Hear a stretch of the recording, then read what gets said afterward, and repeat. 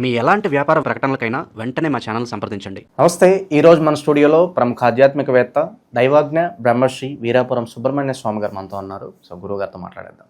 నమస్కారం గురుగారు. శుభాశీస్సులండి.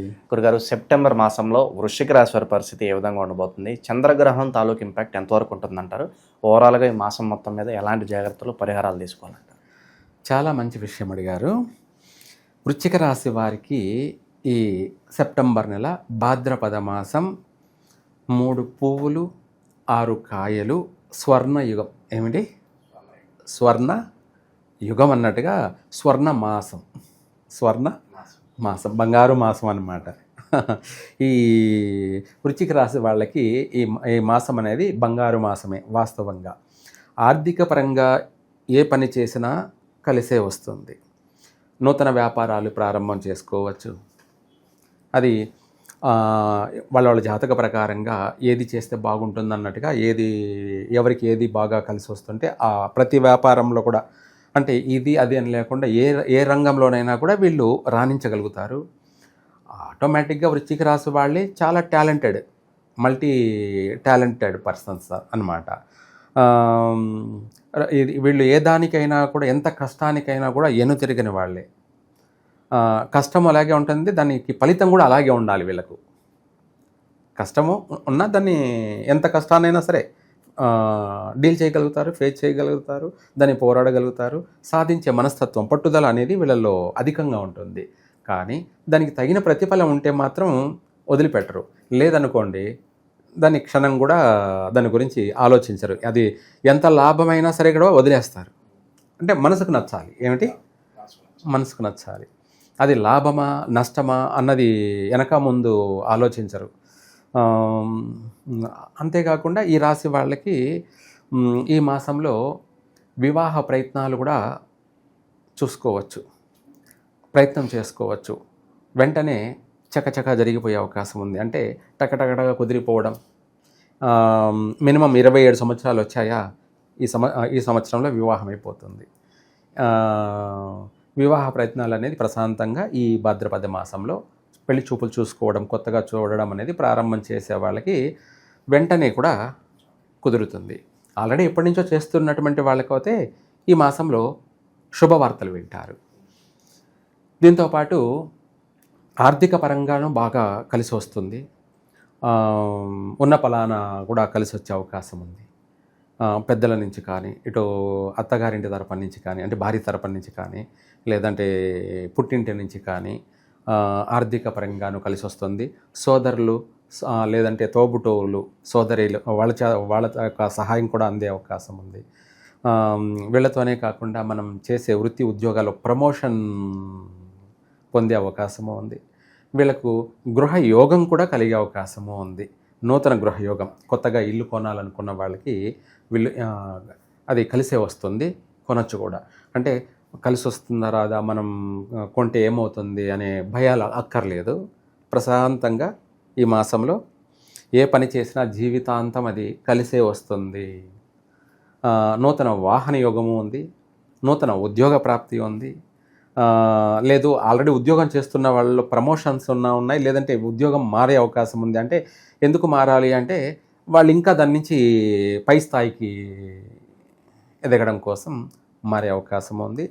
స్థాన చలనాలు కూడా ఉన్నాయి. అంటే విదేశాలకు వెళ్ళే, ఉద్యోగరీత్యా చేసేటువంటి వాళ్ళకు విదేశాలకు వెళ్ళే అవకాశం ఉంది. ఆర్థికపరమైనటువంటి విషయాలలో మాత్రం వెనకంజి వేయరు.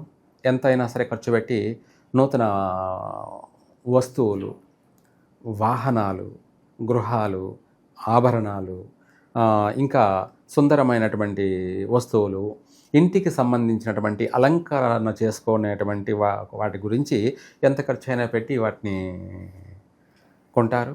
ఇలాంటివన్నీ కూడా కలిసి వచ్చే అవకాశం ఉంది. ఇంకా చెప్పాలి అంటే ఈ అపసవ్య గ్రహణ దోషం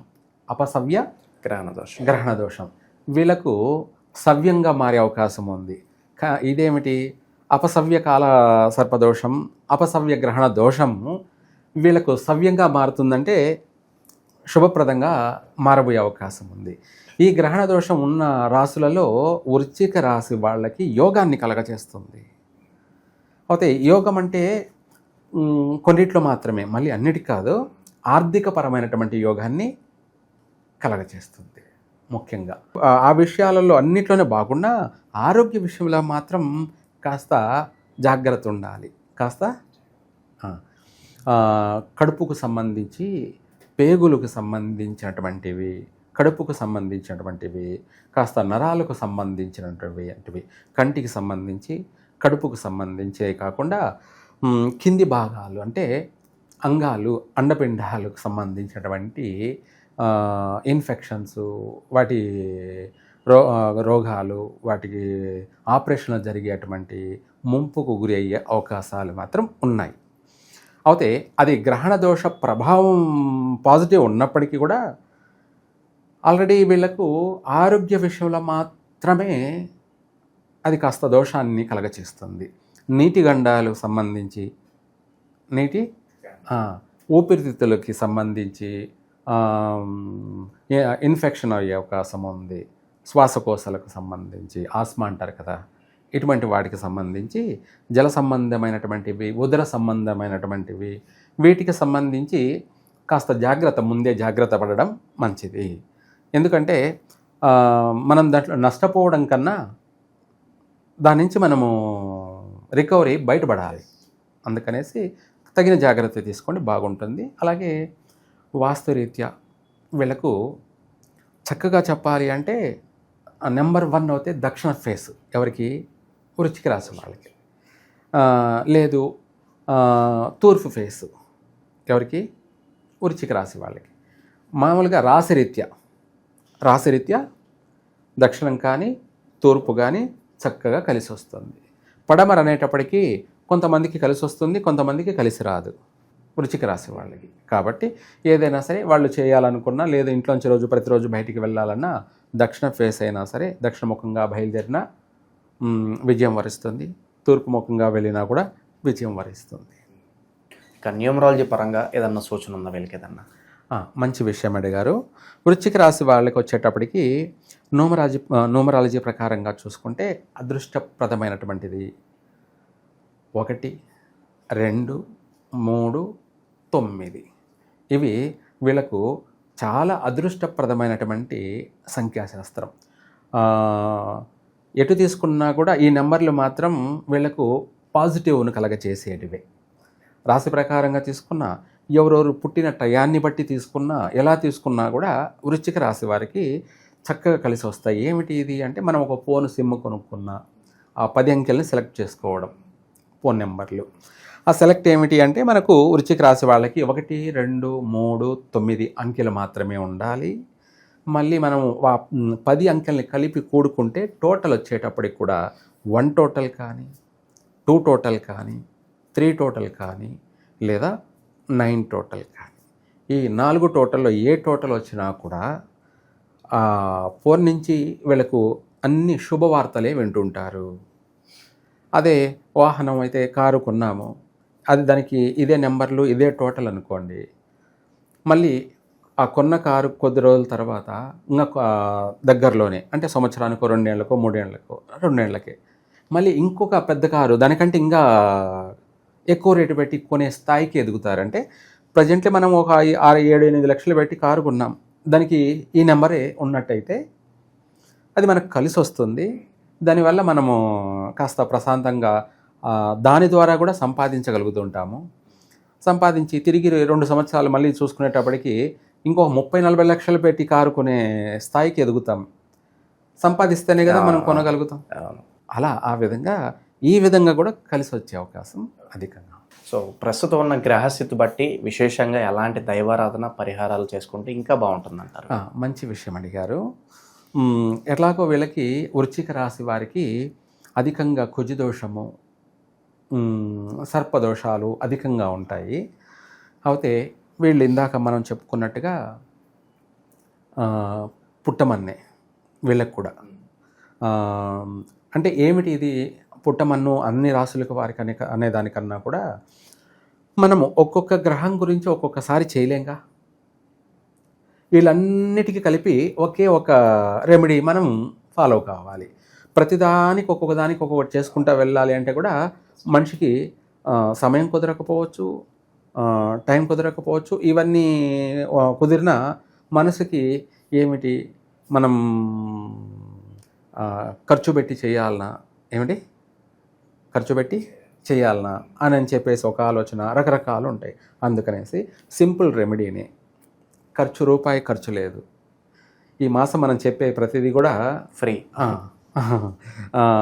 కానీ దీనివల్ల 1000% బాగుపడతారు.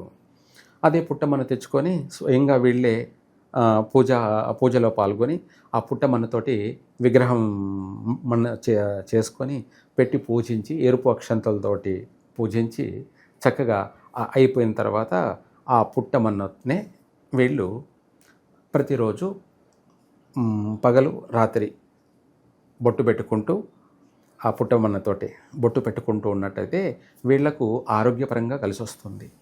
దీంతోపాటు ఇందాక మనం చెప్పుకున్నాం ఏమని, ఆరోగ్య సమస్యలు ఉన్నాయి. అదే పుట్టమన్నతోటి బొడ్డుకి నెయ్యి కాస్త ఆ గణపతిని చేసిన గణపతిని మనము కాస్త బొడ్డుకి చుడుతూ ఉండాలి.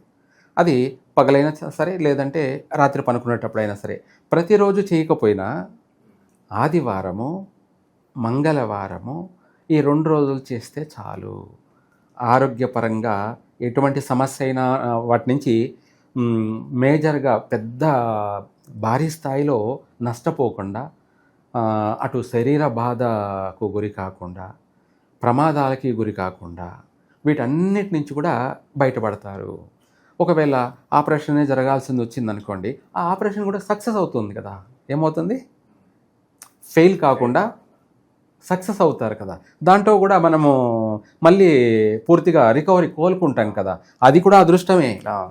ఈ రోజుల్లో ఆపరేషన్ జరిగినా అది సక్సెస్ అవుతుందా లేదా అనేది ఎవరూ ఊహించలేరు. ఇవన్నీ చూసినట్టువే, అనుభవించినట్టువే. అంటే రీసెర్చ్ అంతా. ఆపరేషన్ జరిగిన వాళ్ళు ఇన్ఫెక్షన్ అయిపోయి మళ్ళీ చనిపోయినటువంటి దాఖలాలు దండిగానే ఉన్నాయి. అది సెట్ కాక వాటిని మళ్ళీ ఇంకా చెప్పాలంటే ఈ విషయంలో కాస్త చెప్పాల్సిందే. మాకు దగ్గరలో ఉన్న వాళ్ళే, తెలిసిన వాళ్ళే. వాళ్ళు పూలు అమ్ముకుంటారు. భర్త ఏమో ఎర్రగడ్డలో బండి మీద పెట్టుకొని దుబ్బుకొని అమ్ముకుంటుంటాడు. వాళ్ళ అల్లుడికి యాక్సిడెంట్ అయితే ఆపరేషన్ చేస్తే, బాగా పెద్ద హాస్పిటల్లో ఆపరేషన్ చేస్తే అది ఇంకా పాడైపోతుంది. ఏది? కాలు మొత్తం పాడైపోతుంది, నీరు కారిపోతుంది, చెడిపోతుంది. అటువంటిదా వాళ్ళు ఎంత ట్రీట్మెంట్ చేసినా వాళ్ళు కూడా అర్థం కాలేదు డాక్టర్లకు కూడా. సరే ఏమిటి అని మొన్న వచ్చి కలిసారు. కలిస్తే రుద్రాక్ష, గణపతి రుద్రాక్ష అని చెప్పేసి ఆ రుద్రాక్షకి 1,08,000 మంత్ర జపం చేసున్నాం. అటువంటి రుద్రాక్షని మెడలో వేసేటప్పటికి అది ఇంకా చెప్పాలంటే చాలా పెద్ద మ్యాటర్. అది సింపుల్గా చెప్పేస్తాను ఆరోగ్య విషయంలో. ఆ తర్వాత మరుసటి రోజు నుంచే కాలు క్యూర్ అయిపోతూ వస్తుంది రుద్రాక్ష వల్ల. ఇది 100% సాక్ష్యం ఉంది. వాళ్ళు ఎవరు కాకపోతే తెలిసిన వాళ్ళంతే. వాడు ఒక ఎంత సఫర్ అయ్యాడు, ఎంత డిస్టర్బ్ అయ్యాడు, అటువంటి వాడు 3 రోజుల్లోనే మళ్ళీ యథావిధిగా రికవర్ అయ్యాడు. అంత తొందరగాను కొన్ని మెరాకిల్స్ జరుగుతూ ఉంటాయి. కొందరికి విచిత్రమైనటువంటి మెరాకిల్స్ జరుగుతూ ఉంటాయి. ఈ రోజున బ్రహ్మాండంగా ఉన్నాడు. ఇంకా చెప్పాలి అంటే వాడికి ఏదో చేశారని చెప్పి ఏదో చేశారు. అది వాస్తవమే. దీంట్లో 100% విచిత్రాలు జరిగాయి. ఆ వ్యక్తి ఉన్నారు ఇక్కడే మన దగ్గరే. ఆ రుద్రాక్ష తను ఒక ఇద్దరితో కలిసి పార్ట్నర్షిప్గా చేస్తున్నారు. వాళ్ళు ముగ్గురు కలిసి బైక్లో పోతుంటే ఇతనికి బస్కి ఎదురుగా పోయింది మాత్రమే కనపడింది అంతే. ఇంక తర్వాత లేదు. అతను సృహ కోల్పోయాడనమాట. ఏం జరిగింది అని అంటే వాళ్ళిద్దరూ తప్పించుకున్నారు. ముందుండేవాడు, వెనకుండేవాడు, మధ్యలో ఇతనున్నాడు. ఆ బస్సు కింద పడిపోయాడు. కాలు బస్సు ఎక్కిపోయింది, కాలు ఇరిగిపోయింది. వాళ్ళు హాస్పిటల్కు వెతకపోయి ఆడ హాస్పిటల్లో ఆపరేషన్ చేసేంత వరకు కూడా తనకి స్పృహ లేదు. మనిషి ఇదైపోయాడనమాట. సరే జరిగిపోయింది కదా. ఇది చేసుకొని బయటపడి అది చెడిపోతూ ఉంటే ఇంకా కాలు అప్పుడు మన దగ్గరికి వచ్చారు. వస్తే ఇది వేసిన తర్వాత ఏమైందంటే విచిత్రం చూడు, ఆ ఇద్దరు బైక్లో మళ్ళీ ఇది వేసి మనం గణపతి రుద్రాక్ష వేసిన 3 రోజుల్లో జస్ట్ అంతే వాళ్ళిద్దరు అదే బైక్లో వెళ్తూ అదే ప్లేస్లో ఎక్కడైతే ఇతనికి జరిగిందో అదే ప్లేస్లో వాళ్ళకి యాక్సిడెంట్ జరిగింది. అప్పుడు నాకే విచిత్రం అనిపిస్తుంది. అంటే చెప్పినవాడు, ఆ దెబ్బతిన్నవాడు ఎవరైతే ఉన్నారో ఆపరేషన్ చేసుకొని ఆ రుద్రాక్ష వేసుకొని బయటపడ్డాడు చూడండి, అతనే చెప్తుంటే నాకు ఒక వింతగాను విచిత్రంగాను అనిపించింది. వాళ్ళిద్దరికీ ఎందుకు యాక్సిడెంట్ జరగాలి? ఏమిటి? అది కూడా జరిగితే ఇంకో చోట ఎక్కడో వేరే వేరే ప్రాంతాల్లో జరగాలి కదా. ఇతనికి జరిగిన సేమ్ ప్లేస్లో ఎందుకు వాళ్ళకి జరిగింది? అప్పుడు మనం కూడా నమ్మాల్సింది వస్తుంది. ఉన్నాయా? చేశారా? చేస్తే ఇంత విధంగా జరుగుతుందా? అదే చేసుకున్న వారికి అదే అన్నట్టుగా తప్పు చేశారా? తప్పు చేసినందుకు తగిన శిక్ష అనేది వాళ్ళకు జరిగిందా?